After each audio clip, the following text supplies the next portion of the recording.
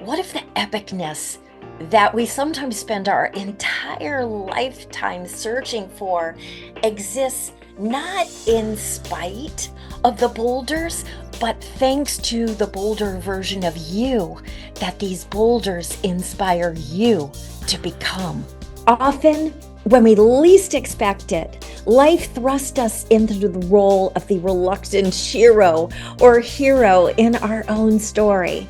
How we respond in those moments can be the difference between thriving or just surviving. We believe that our story will be determined by how we dare to answer one burning question: how to choose to live. Join us as we explore the mindset shifts, innovative strategies, and captivating stories from my own life experience and those of my truly epic guests. So let's get this started.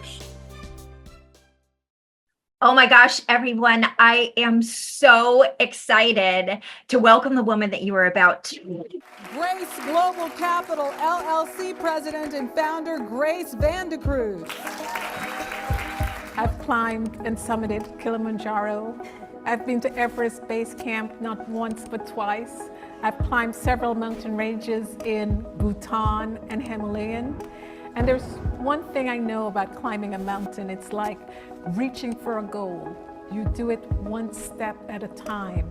And please, challenge your limits. Don't limit your challenges. Challenge your limits. 2 years ago, I was appointed as the first woman and the first African American to sit on the board of a major financial services company here in the United States. I've contributed a lot to the innovation and thought ideas in the industry, so I knew I deserved a seat at the table. But I also knew that I had the strength to contribute it significantly to that board. And the reason I knew I had the strength to do so is because I earned my undergraduate degree here in New York City while I was going back and forth to a homeless shelter. We were poor and we were surviving. We had more love than we had food in our house. And everything was going fine until our small apartment went up in flames. And I'm here to tell every single young person, if I can survive a shelter in New York City, to be sitting on this stage, there's nothing you can't do. Grace has delivered advisory expertise on over 25, are you ready, billion of insurance transactions. She has a passion, as you will see, for financial literacy and empowerment, and has authored the internationally best-selling book, Homeless to Millionaire: 6 Keys to Uplift Your Financial Abundance. Grace, I love it. I love it. Thank you so much for being here. Oh, Meridith, thank you so much. What an introduction. There's so much behind that we can unpack. And I'm looking forward to speaking with you and your audience today. So thank you for having me. Perfect. Well, as you know, our burning topic here is really how to choose to live. And I think that typically we don't discover that until sometimes we face what I call a few boulders. So why don't we start by sharing what was that boulder in your life that helped you really discover how to choose to live? Absolutely. There is a Nigerian proverb that I love, and it says, wherever the stream flows, it never forgets its source. And my source is my late grandmother. She passed away at the age of 83 in 2001, but what a remarkable life she lived. She was born in a small country, Guyana, South America. And she had 9 biological children. And in spite of the fact that she and my granddad had very limited resources, they found room in their hearts to adopt 5 young sisters who lost their moms. That's how big their hearts were. Wow. And she raised 14 children. And as a result, I am one of 52 grandchildren. Wow. I know, incredible.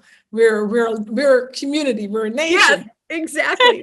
Truly. But, I love it. but as we speak here in this small circle, I can assure you, Meredith, that I was her favorite. Of course. Of course. How could you not be? Can I not be? You know, she made us all feel like favorites. She would hold me in her arms, look at me in the eye and say, Grace, you have lengthened my years and you have blessed my eyesight, which, you know, just filled me with so much love as a child.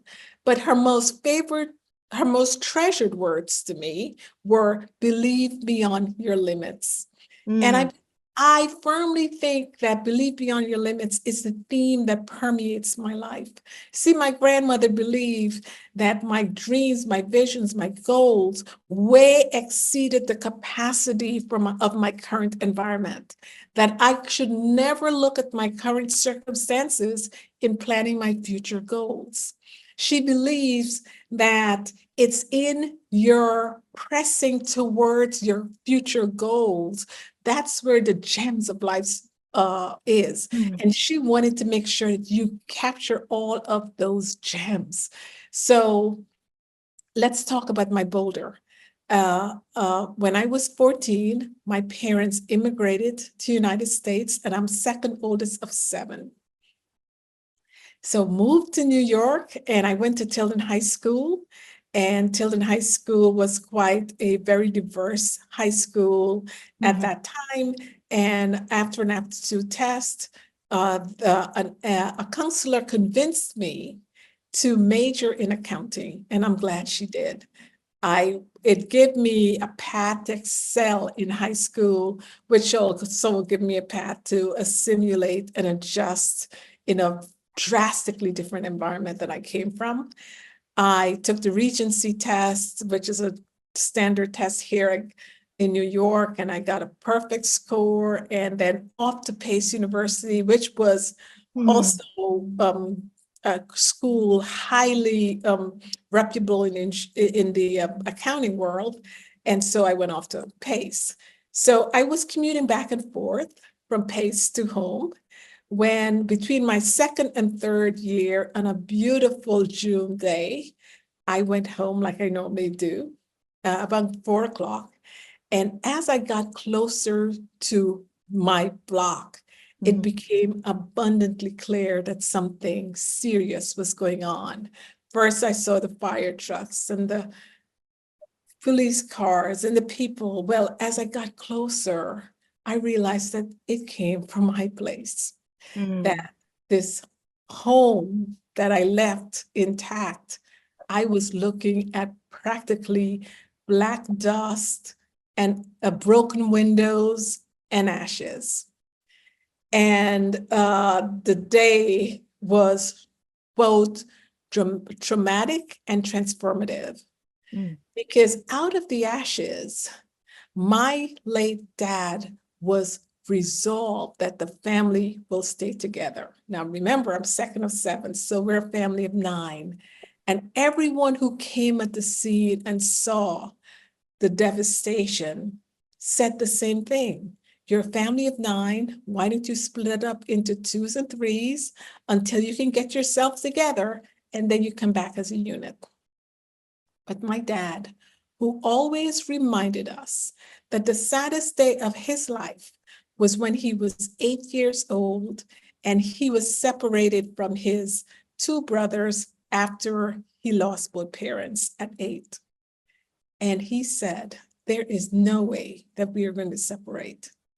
And the only place that we can find refuge in New York City was a homeless shelter.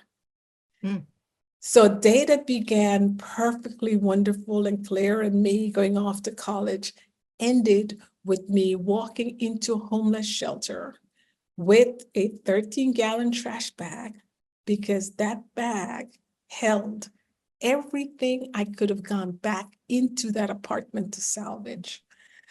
I thought I could salvage so much more, but everything precious, the little pictures, certificate, whatever I can grab, fit into a 13-gallon trash bag with room left to spare. Wow. That walked in with me in that homeless shelter.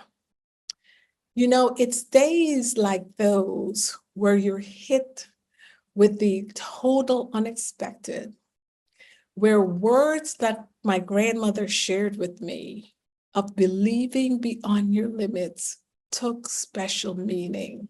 Mhm. It meant that while I was in that homeless shelter, that shelter did not belong to me. It was not in me. Mhm. That I had a path. I had an education. I was in college. I had my goals. I had my visions. I had my dreams. While the fire may have dimmed that a bit, and yes, it took my breath away because of the suddenness of it and the shock of it all, that I still had those dreams in me. And I chose to move forward. I chose to go after that. I chose to continue to double down on my schooling, because I went into school and I changed my credits to the maximum because I wanted to spend as little time as possible in a world that I did not belong, and as most of my time as possible in a world that would foster my dreams. And that world was Pace University.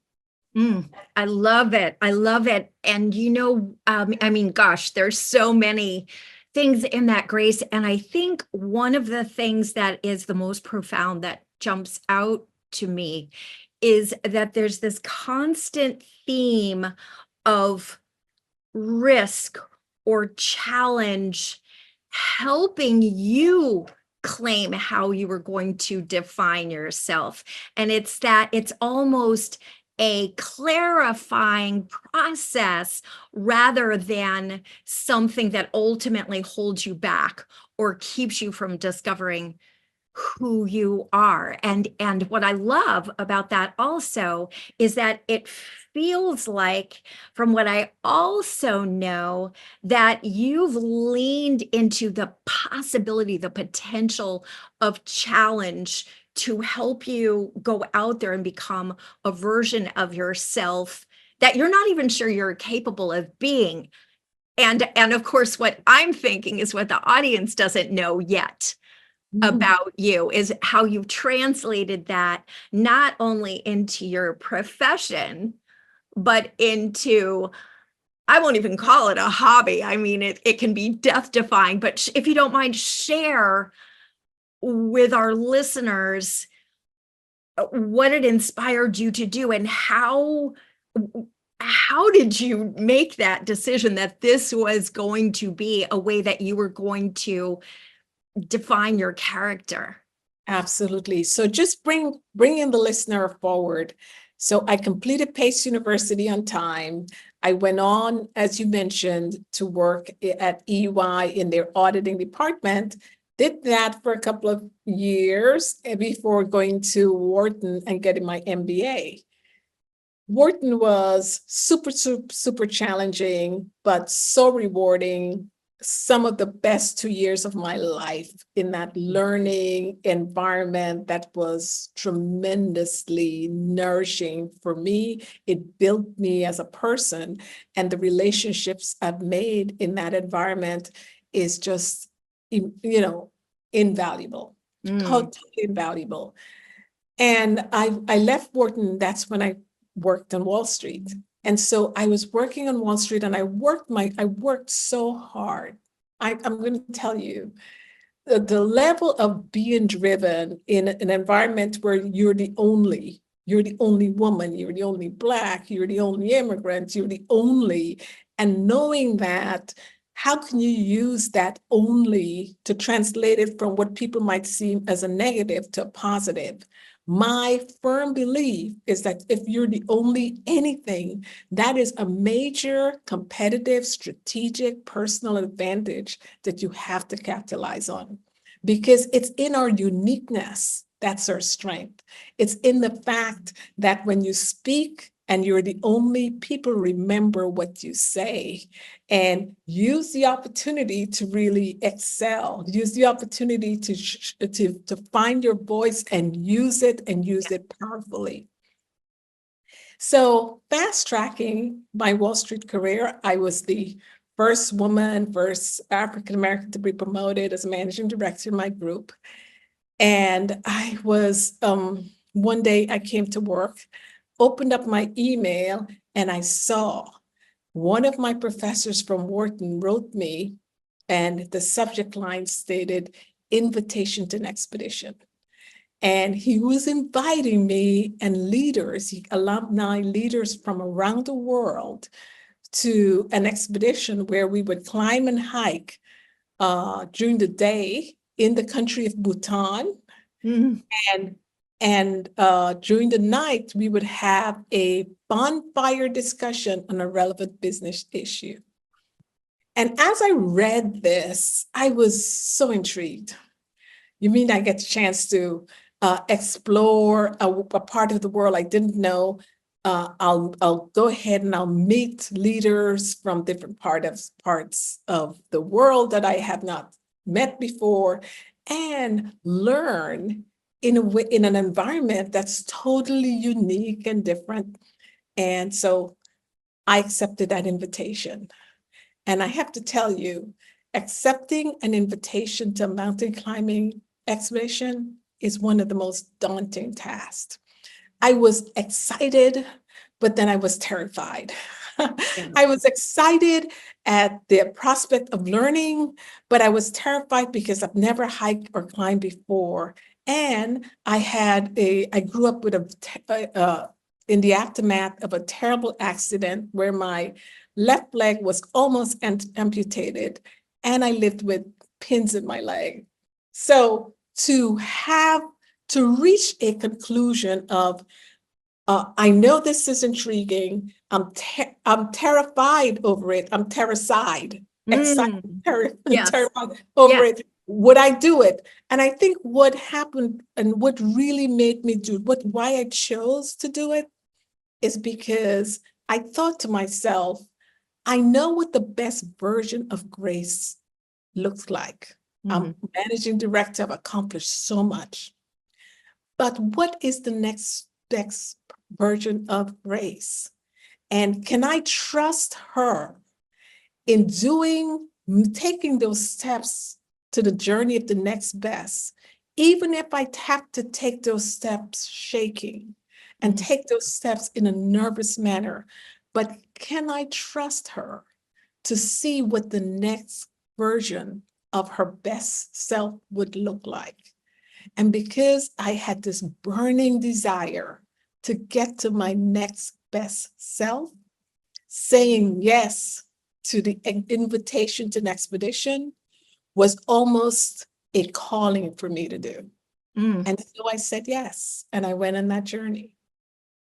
And that was the beginning of, Grace, I love it. It was the beginning of saying yes. I mean, your life story is a series of saying yes when the experiences would prompt many, many people to say no. No, yes. And, part of what saying yes is all about is many of us have a tendency sometimes to say, I want to wait until I'm not fearful about this. I don't want to have any fear, or I want to wait until I'm more confident. I don't want to have any doubt.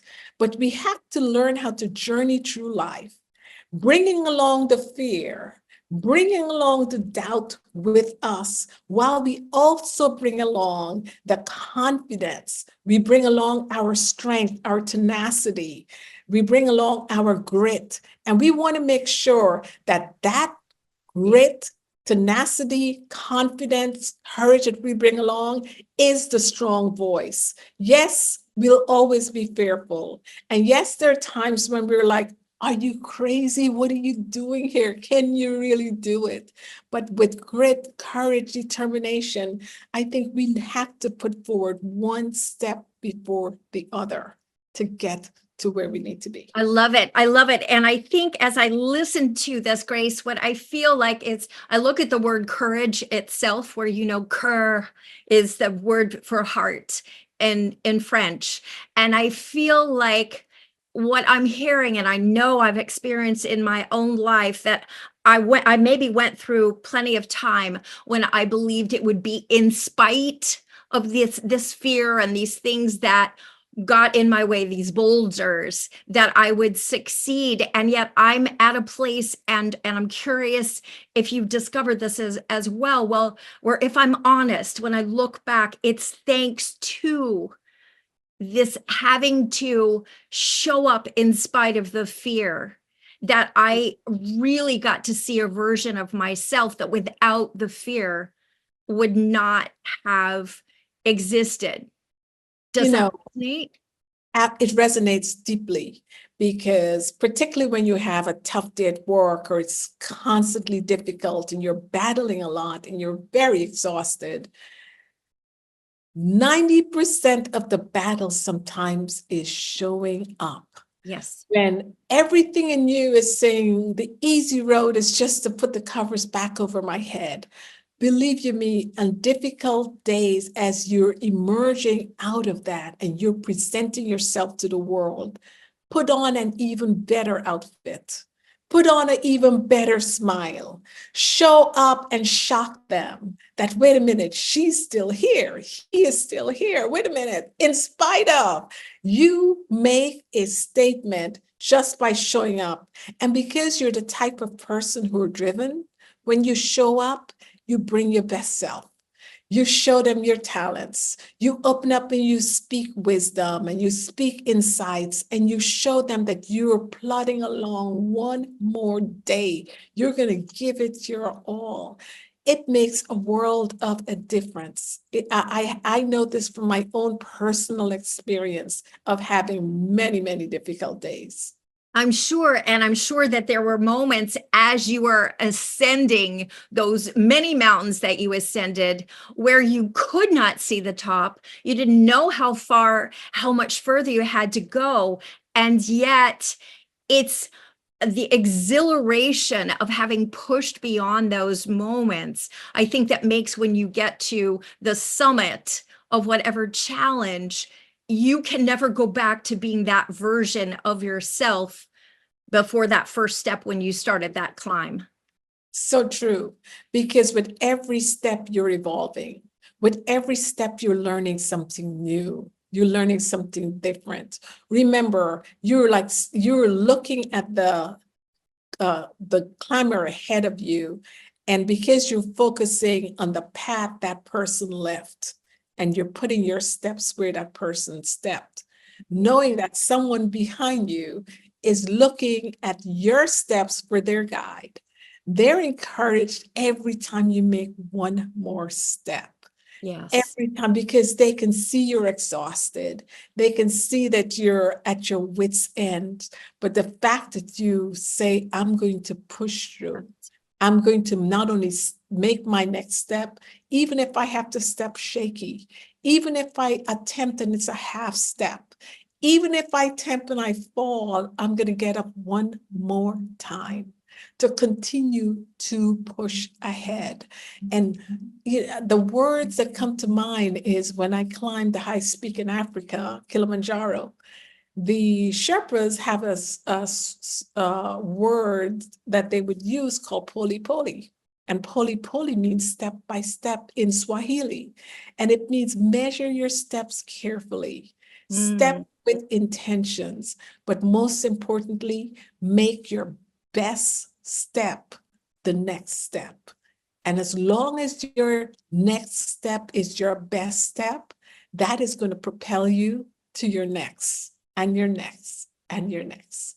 I love it. And I love also how you've taken that and translated that into the financial world, and not just the metaphor of how it relates to the big companies, but also the individuals. And now there's so many people who are feeling like they don't know how top their, how high their mountain is, and they're in the midst of an avalanche financially. And yet Yes. it's that same exact premise that you're talking about. Exactly.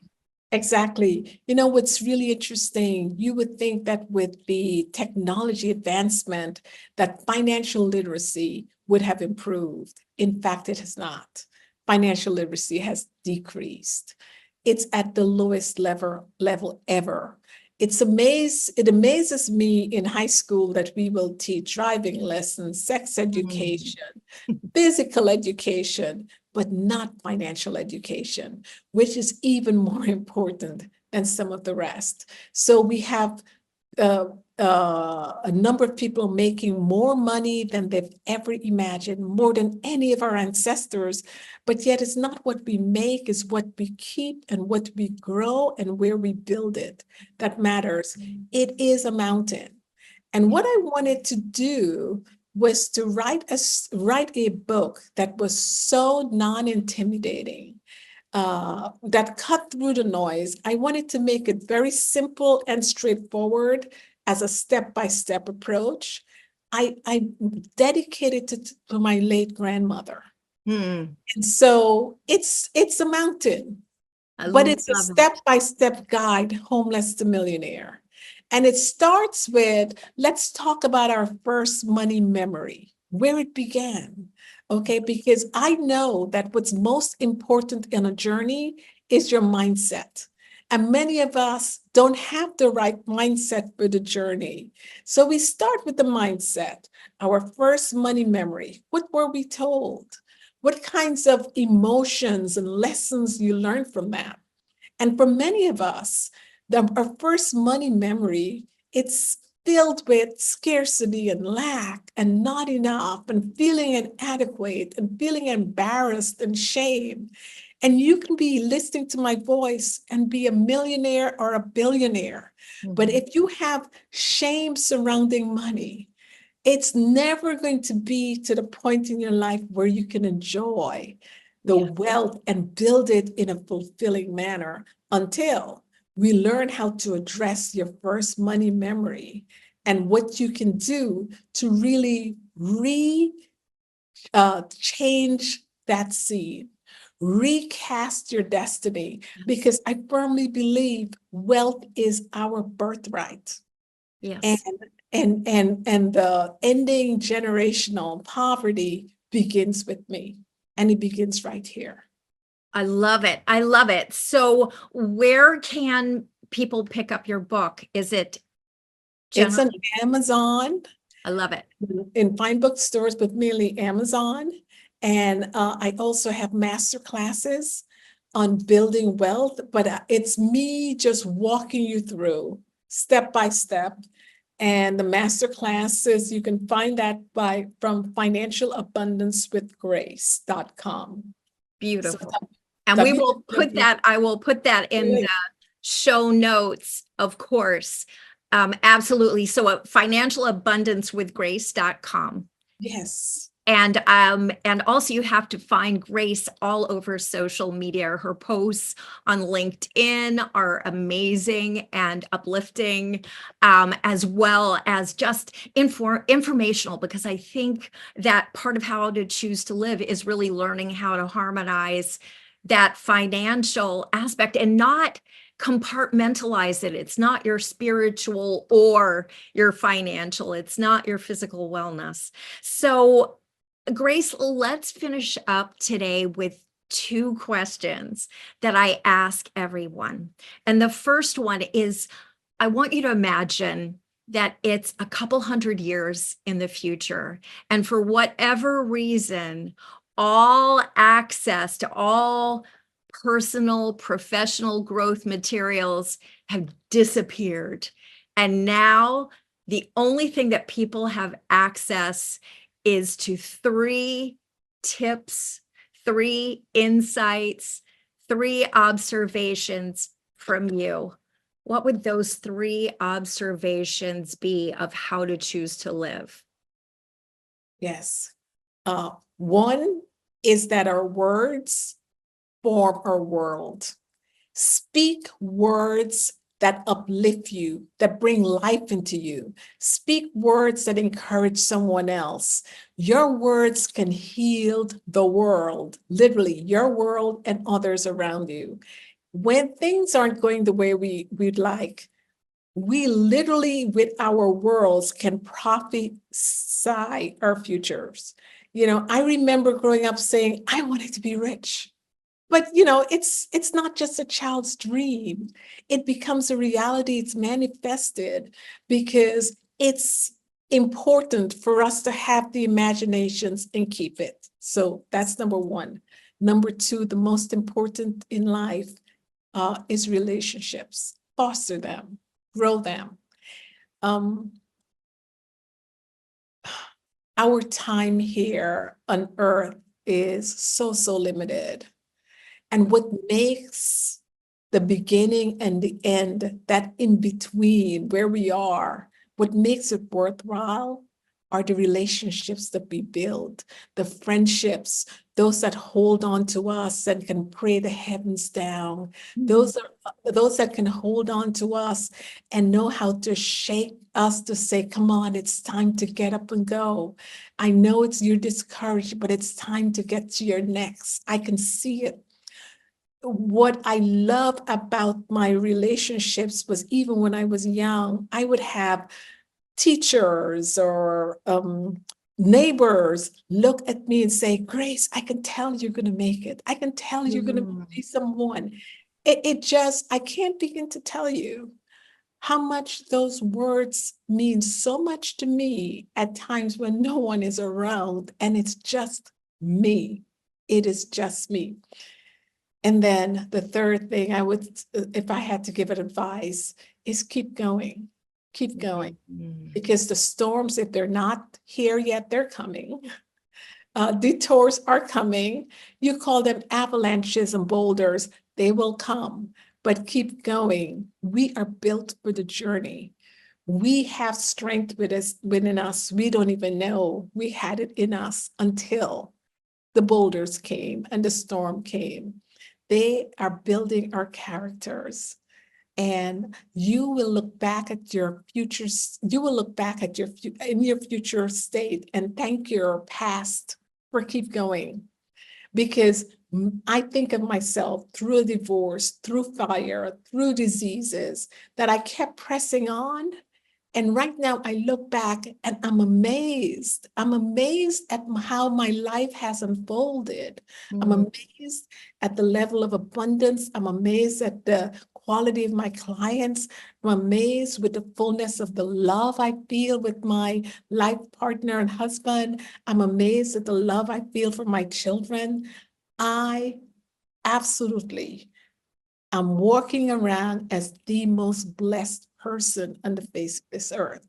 So with that, I wish your audiences blessings, light, love, and Love it. Okay, so that is the perfect wind up to the final question, which is, I believe that we have one goal and one goal only, and that is to be taking our last breath, saying, oh my gosh, this was epic.